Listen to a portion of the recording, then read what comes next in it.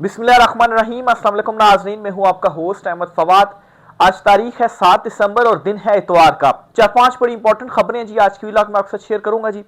सबसे पहली और बड़ी ब्रेकिंग न्यूज तो आपके साथ ये शेयर करनी है कि इमरान खान साहब को एक बहुत बड़ी जो कामयाबी है वो हासिल हुई है।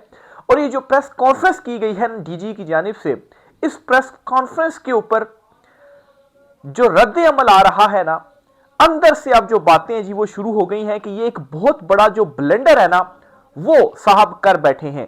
कुछ एक्सक्लूसिव डिटेल्स आपके साथ में शेयर करूंगा जी कि इनका अपना हम ख्याल या जो हमायती मीडिया है जी वो भी इनको आईना दिखा रहा है। अंदर से रोला पड़ गया है और इमरान खान साहब ने कैसे बैकफुट पर पुश कर दिया है, क्या स्ट्रेटजी इमरान खान साहब ने खेली है, इस पर कुछ तफसीलात आपके साथ शेयर करूंगा।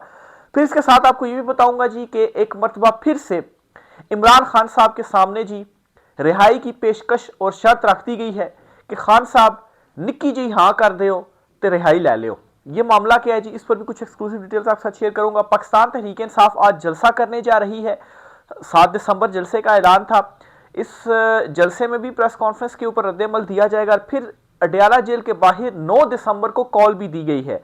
9 दिसंबर मंगल का दिन बनता है तो अडयाला जेल के बाहर कॉल दी गई है। हालांकि ये एक तरह से धमकी आई थी हुकूमत की तरफ से, आप अडयाला जेल के बाहर अब आकर एहतजाज करके दिखाएं। तो यहाँ पर 9 तारीख को ही इस धमकी के बाद कॉल दे दी गई है पीटीआई की जानिब से। इस पर भी कुछ तफसीलात आपके साथ में शेयर करूंगा।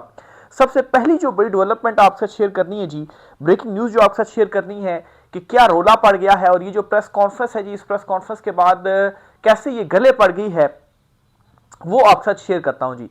कुछ जो जर्नलिस्ट है ना, और ऐसे जर्नलिस्ट और इवन के कुछ जो पॉलिटिशियंस हैं जिनके हवाले से ख्याल किया जाता है कि इनके हमायती हैं और इन्हीं का ही जो बयानिया होता है ना उसको ही टो कर रहे होते हैं। हालांकि इलेक्ट्रॉनिक मीडिया को आजकल कोई ज्यादा देखता सुनता कोई नहीं है। सब लोगों को हकीकत मालूम है और सोशल मीडिया के ऊपर सब कुछ एक्सपोज हो जाता है। और इस प्रेस कॉन्फ्रेंस के बाद वो अयूब खान और जो सारी पुरानी चीजें ना, फातिमा जिन्ना को गद्दार करार देना और वो सारे मामला वो सारे भी सोशल मीडिया के ऊपर लोगों ने एक्सपोज कर दिए हैं अखबारों की कटिंग्स के साथ जी कि ये कुछ आप माजी में जो है वो करते रहे हैं। और फिर इवन के वो सलमान अकरम राजा ने प्रेस कॉन्फ्रेंस कर दी, असगर खान केस का भी हवाला दे दिया जी कि कैसे बयान हल्फी जो है वो आप के अफसान की जानिब से दिए कि जी हाँ जी हमने जो सियासी मुखालफत है वो की। अच्छा, एक तो ये हो गया ना कि सोशल मीडिया के ऊपर जो प्रेस कॉन्फ्रेंस की गई उस प्रेस कॉन्फ्रेंस के हवाले से चीज़ों को, माजी की चीज़ों को एक्सपोज करके सामने रख दिया गया जी कि आप ये कहते हैं और जो असल हकीकत है वो ये है। दूसरी तरफ जी रोला ये पड़ा हुआ है कि इनके अपने जो हिमायती ख्याल किए जाते हैं वो भी इनको पड़ गए हैं। कैसे पड़ गए हैं, कुछ स्टेटमेंट्स हैं जी वो मैं आपके सामने रखता हूं जी। सबसे पहले तो आते हैं जी शाहजेब खानजादा की जानिब से। ठीक है, ये प्रेस कॉन्फ्रेंस के बाद से जो रद्दमल है वो शुरू हुआ है, वो इस हवाले से क्या कहते हैं जी। वो कहते हैं कि गद्दारी के सर्टिफिकेट बांटने वालों ने बानी पाकिस्तान की बहन को भी नहीं छोड़ा था, लेकिन वो आज भी तारीख में जिंदा है। यानी कि जो लोग गद्दारी के सर्टिफिकेट मानते हैं ना, अब क्या हुआ, इमरान खान साहब को भी गद्दारी का सर्टिफिकेट दिया गया ना, तो ये शाहजेब खानजादा कहते हैं। आप देखें नीले पीले चैनल के ऊपर बैठकर शाहजेब खानजादा इस किस्म की बात कर रहे हैं, तो इसका मतलब साफ है कि कुछ ना कुछ तो गड़बड़ है। और सिर्फ शाहजेब खानजादा नहीं, आगे जो मैं नाम लूंगा आप भी हैरान होंगे। मजीद वो कहते हैं जी कि उन्होंने एक अमर का सियासी मैदान में एक आमिर का सियासी मैदान में मुकाबला करने का जुर्म किया। इन्हें अमरीकी और भारतीय एजेंट करार दिया गया। तारीख प्रोपेगेंडे से बदला नहीं जा सकता। यानी कि आप जितना मर्जी प्रोपेगेंडा कर लें आप तारीख को बदल नहीं सकते हैं। तो ये शाहजेब खानजादा की जानिब से अपने चैनल के ऊपर जो है वो ये रद्दमल दिया गया। फातिमा जिन्ना साहिबा जो है उनका हवाला दिया कि बानी पाकिस्तान की बहन को भी गद्दारी की जो सर्टिफिकेट है वो बांटे गए। तो तारीख जो है वो आप जो मर्जी प्रोपेगेंडा कर लें, एक तरह से उन चीज़ों को फिर प्रोपेगेंडा भी करार दिया गया है जी कि आप जो मर्जी प्रोपेगेंडे कर लें तारीख जो है वो नहीं बदलती। फिर नेक्स्ट आपको जी शहजाद इकबाल साहब हैं जी, वो भी इसी तरह से नीले पीले जो चैनल है जी वहां पर वो बैठते हैं। वो क्या कहते हैं जी, वो ये कहते हैं कि इमरान खान साहब ने जो है वो कमाल की एक स्ट्रेटजी खेली और इमरान खान साहब की हमेशा से ये स्ट्रेटजी रही है कि जो उसका मुखालिफ होता है ना उसका जो नर्व्स होता है, नर्व्स होते हैं, इमरान खान साहब जो हैं उसके ऊपर अटैक करते हैं। और इमरान खान साहब जब क्रिकेट भी खेलते थे तो बतौर बॉलर जो उनकी एक, अगर आप देखें तो बॉलर की एक स्ट्रेटजी क्या होती है कि अगर पिच बिल्कुल ही फारिग हो, ना सीम हो रही है ना स्विंग हो रही है और रिवर्स स्विंग भी जो है वो नहीं मिल रही, तो आपने बैट्समैन को कैसे आउट करना, उसको फ्रस्ट्रेट करना, उसको गुस्सा दिलाना है। बार बार आप बाउंसर मारेंगे, उसे गुस्सा दिलाएंगे तो गुस्से में आकर एक मरतबा उसको इवन के स्लेज भी आप करेंगे तो वो गुस्से में आकर जरूर पुल करेगा और यही उसकी गलती होगी और इस यहीं पर ही वो जो है वो आउट होगा। तो इमरान खान साहब ने यहां पर भी यही किया है, इमरान खान साहब ने स्लेज किया है और इमरान खान साहब ने गुस्सा दिलाया और फिर उसके गुस्से के बाद जो रद्द अमल दिया गया है ना, उस रद्द अमल को जो है वो अब सब क्रिटिसाइज कर रहे हैं कि ये प्रेस कॉन्फ्रेंस करनी ही नहीं चाहिए थी इस किस्म की। ठीक है, इमरान खान साहब ने जो बातें की हैं उसका जवाब किसी और तरह से भी एक बेहतर लैंग्वेज के साथ दिया जा सकता था, लेकिन जिस तरह से वो जो लफ्ज कहे गए सुहेल आफरीदी साहब के हवाले से मुहावरतन और जो बहुत सारी बातें की गई, इसके ऊपर अंदर से इनको खुद जो साफी हैं जी वो कह रहे हैं कि ये आपने जो है वो क्या कर दी और ये शहजाद इकबाल जो है जी इसको इमरान खान साहब की इस हवाले से बड़ी जो कामयाबी है वो करार दे रहे हैं। फिर रऊफ क्लासा के हवाले से भी सबको मालूम है जी कि वो भी प्रो एस्टेब्लिशमेंट जो बयानिया है उनके हवाले से ख्याल किया जाता है, उसी को टोक करते हैं। वो कहते हैं जी कि इस प्रेस कॉन्फ्रेंस की जरूरत नहीं थी, ये काम वज़ीर दिफा करते या आपके पास और भी बहुत फोरम्स हैं। एक साबिक वज़ीर आज़म ने ट्वीट की है तो शहबाज शरीफ भी किसी काम के लिए मौजूद है, भी आपको खुद नहीं करना चाहिए था। इससे पहले फैसल वावडा ने भी बड़ी सख्त ट्वीट की थी ना, फैसल वावडा कर देते, कोई वज़ीर दिफा कर देते, वज़ीर आज़म करते, कोई और कर देता, लेकिन आपको ये काम जो है वो नहीं करना चाहिए था। ये इनके अपने हमायती हम ख्याल हैं जी। अच्छा, फिर उसके बाद हाफिज हमदुल्ला साहब जो कि JUI से उनका ताल्लुक है, वो कहते हैं जी DGI-SPR ने जो प्रेस कॉन्फ्रेंस की है मैं इसके हक में नहीं हूं, क्योंकि इस प्रेस कॉन्फ्रेंस में जो जुबान इस्तेमाल की गई इसने इदारे पर सवालिया निशान खड़ा कर दिया, इदारे के ऊपर सवालिया निशान खड़ा कर दिया है जी, ये हाफिज हमदुल्ला साहब का कहना है। फिर अब नजम सेठी, ये भी इन्हीं के ही हम ख्याल साफी ख्याल किए जाते हैं जी, ये क्या कहते हैं, कहते हैं जी मेरा ख्याल है DG को हार्ड लाइन लेने के अहकामात थे, वो अहकामात पर अमल कर रहे थे। इनका मेन क्रिटिसिज्म तो जायज है, मगर जिस अंदाज से उन्होंने कहा वो इतने सीनियर लेफ्टिनेंट जनरल के बजाय शायद वावडा साहब को ज्यादा सूट करता था, आपको सूट नहीं करता था। देखें, अगर आपने जवाब ही देना था ना, इमरान खान साहब जो भी ट्वीट कर रहे हैं और फिर उसके ऊपर आपने जवाब जो है वो दिया, तो उसको करार दें, ठीक है, आपने हार्ड लाइन ली, कहने के ऊपर लिया, आपने जवाब दिया, ठीक है, लेकिन आपको जवाब नहीं देना चाहिए था और इस तरह से प्रेस कॉन्फ्रेंस नहीं होनी चाहिए थी। फैसल वावडा मौजूद थे, उनके वो जो है वो दे सकते थे, आप इतने सीनियर लेफ्टिनेंट जनरल हैं जी, आपने ये जो अंदाज अपनाया ये बिल्कुल दुरुस्त नहीं है।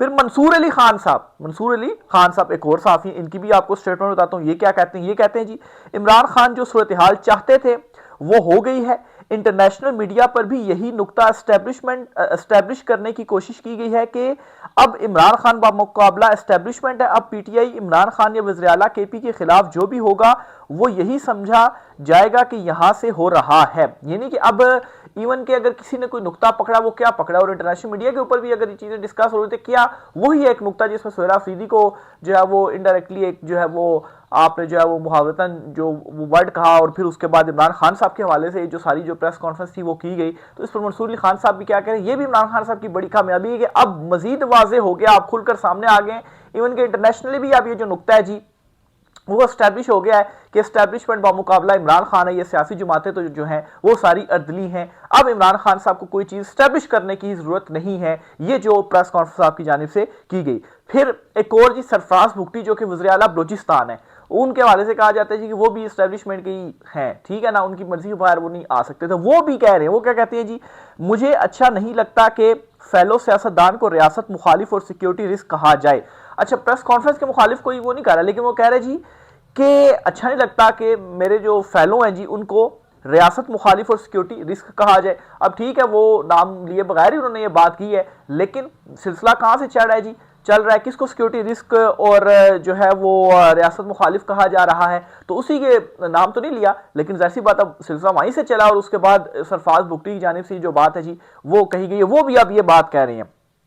फिर आरफा नूर हैं जी, वो भी सीनियर जर्नलिस्ट हैं जी, वो क्या कहती हैं जी कि इमरान खान तो चाहते हैं कि इन्हें बैनुल अक़वामी सतह पर तवज्जो मिले, जब आप एक पूरी प्रेस कॉन्फ्रेंस इन पर करेंगे तो जैसे आपने कहा इदारा प्रोवोक हो गया है, तो फिर इमरान खान का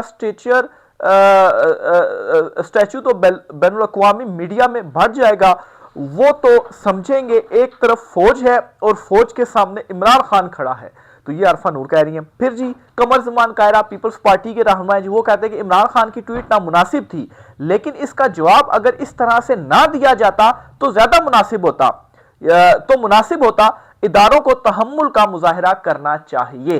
तो जो प्रेस कॉन्फ्रेंस है ना जी, उसके ऊपर ये रद्द-ए-अमल मैंने आपको शेयर कर दिए जी, कि जो हम ख्याल हैं जी उनका अगर ये रद्द-ए-अमल है तो फिर बाकी अंदर क्या चल रहा होगा और ये कितनी बड़ी जो गलती है जी और कैसे लेने के देने पड़ गए हैं, ये आप फिर खुद ही तसव्वुर कर लें। नेक्स्ट ये आपको बताता चलूं कि पाकिस्तान तहरीक इंसाफ ने भी कल प्रेस कॉन्फ्रेंस की और बड़ी ज़बरदस्त प्रेस कॉन्फ्रेंस की है और उसमें जी एक ही बात कही गई है, जो इंपॉर्टेंट नुकता है मैं आपके साथ शेयर कर देता हूं और क्यों ज़बरदस्त है।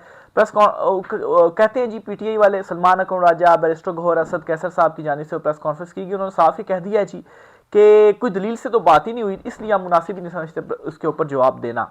ठीक है, कोई दलील से बात होती, कोई फैक्ट सामने रखे जाते तो हम उसका जवाब दे देते। अब इससे बड़ी मतलब है कि मैं समझता हूँ जी कि और क्या मतलब है कि चीज़ होगी कि वो ये कह रहे हैं कि हम मुनासिब नहीं समझते जवाब देना। देखें जी, अगले को आपने वैसे ही जो है वो गिरा दिया है। आज 7 दिसंबर है, आज पाकिस्तान तहरीक इंसाफ का जलसा है जी। सुहेल आफरीदी साहब ने खिताब करना है, देखें उसमें वो किस तरह से रिस्पॉन्ड करते हैं सुहेल आफरीदी साहब, उस प्रेस कॉन्फ्रेंस को वो क्या कहते हैं, ये बहुत इंपॉर्टेंट है। फिर 9 दिसंबर को जो है वो कॉल दी गई है पाकिस्तान तहरीक इंसाफ की जानिब से। आलिया हमजा जो हैं उन्होंने कॉल दी है कि 9 दिसंबर को सब ने अडयाला जेल के बाहर पहुंचना है। इमरान खान साहब की मुलाकात का दिन और हुकूमत धमकियां दे रही थी कि हमने जो मुलाकात है वो नहीं करवानी। तो दूसरी तरफ पीटीआई ने जो कॉल है जी वो दे दी है। तो ये 2 दिन बहुत इंपॉर्टेंट है, एक आज का जलसा भी, आज का जो जलसा है जी वो टोन सेट करेगा आइंदा की, और दूसरा 9 तारीख इंपॉर्टेंट है जी कि वहां पर फिर अगर एहतजाज होता है पूरा मन और उसको हुकूमत रोकती है और मुलाकात नहीं करने देती या करने देती है, तो इस पर फिर क्या जो चीजें जी वो होती हैं। बार पीटीआई ने अपना जो मौकिफ है वो यहाँ पर क्लियर कर दिया है। फिर इसके साथ ही जी इमरान खान साहब को जो रिहाई की ऑफर वाला मामला है वो भी आपके साथ में शेयर करता चलूँ जी। ये एक जर्नलिस्ट ही हैं, इनका नाम है जी हैदर नकवी ना। इन्होंने जी एक ट्वीट किया और इनका अगर आप सारा वो ट्विटर अकाउंट देखें तो आपको मालूम पड़ जाएगा जी कि जो है वो ये भी प्रो एस्टेब्लिशमेंट ही इनके हवाले से आप फिर अखज़ नतीजा करेंगे बहरहाल जी। और इस टाइम पर जिन पोजीशंस के ऊपर ये मौजूद हैं तो इनके हवाले से भी है जी कि भी बड़े करीब हैं और वहाँ पर भी उठना बैठना। अब इस प्लेटफॉर्म से, इस ज़राए से क्या जी एक जो इमरान खान साहब की रिहाई का मामला वो आ रही है, ज़रा देखिएगा। ये लिखते हैं जी कि चले हर तरफ तो सख्त तरीन कार्रवाई की बातें हो रही हैं, मगर मैं पीटीआई से जुड़े समझदार लोगों को एक रास्ता दिखाता हूं। सबसे पहले आप ये फैसला करें कि रियासत से आपका मुतालबा क्या है। जाहिर है इमरान खान की रिहाई। चलें अब इसके तनाजुर में बात करते हैं। पीटीआई में 2 तरह के लोग हैं, एक वो जो पाकिस्तान में हैं और दूसरे वो जो पाकिस्तान से बाहर हैं। अच्छा, सबसे पहले तो मैं इनको ये कहूँगा कि पीटीआई का मुतालबा ये नहीं है इमरान खान साहब की रिहाई, या इमरान खान साहब का मुतालबा ये नहीं है कि उनकी रिहाई हो। इमरान खान साहब का पीटीआई का मुतालबा जो है वो हकीकी आज़ादी है। हकीकी आज़ादी होगी तो रिहाई खुद ब खुद हो जाएगी। इमरान खान साहब की मतलब है कि रिहाई अगर इमरान खान साहब का मुतालबा होता है ना तो इमरान खान साहब अभी कब का रिहा हो चुके होते। हो सकता है कि वो इस वक्त हुकूमत में भी बैठे होते, उस वक्त पीपल्स पार्टी के साथ अगर मिलकर वो बना लेते। ठीक है, तो रिहाई खान साहब का मुतालबा नहीं, खान साहब का मुतालबा हकीकी आज़ादी है। तो ये आप जो है वो थोड़ा सा इस चीज़ को जो है वो आप क्लियर कर लें। बहरहाल जी इन्होंने ये फिर आगे कहा जी कि 2 लोग हैं, ये पाकिस्तान से बाहर और पाकिस्तान के अंदर। पाकिस्तान से बाहर लोग खुद को बेइंतहा महफूज समझते हैं, इसलिए वो असली एजेंडा है जो कि इमरान खान की रिहाई है उससे हटकर भी दीगर अमूर पर नफरत अमेज गुफ्तगू करते हैं और उनको कोई डर नहीं, क्योंकि वो समझते हैं कि वो महफूज हैं। अच्छा, फिर थोड़ा सा मैं छोड़ता हूँ जी, आगे चलता हूँ जी। वो जो रास्ता दिखाते हैं, अच्छा वो कहते हैं जी अब मैं आपको रास्ता दिखाता हूँ, खुद को उन बाहर बैठे लोगों की नफरत अमेज एजेंडे से दूर कर लें। इनकी किसी बात को आगे बढ़ाने का जरिया ना बने, उनको नफरत फैलाने पर काबिल नफरत बना दे और इमरान खान की रिहाई की तहरीक रियासत की हदूद में रहकर चलाएं जैसे पहले के सियासी लीडरों के लिए चलती रही है। तो अच्छा, एक तो जी इनका अब ये जो एक ऑफर कर रहे हैं ना जी कि एक तो जो बाहर लोग बैठे हुए हैं ना उनसे चूंकि प्रॉब्लम है तो उनको बिल्कुल आप छोड़ दें, उनको देखना छोड़ दें, उनका बाइकआउट हो जाए। ठीक है, उनसे आप जो है वो लाताल्लुकी कर लें।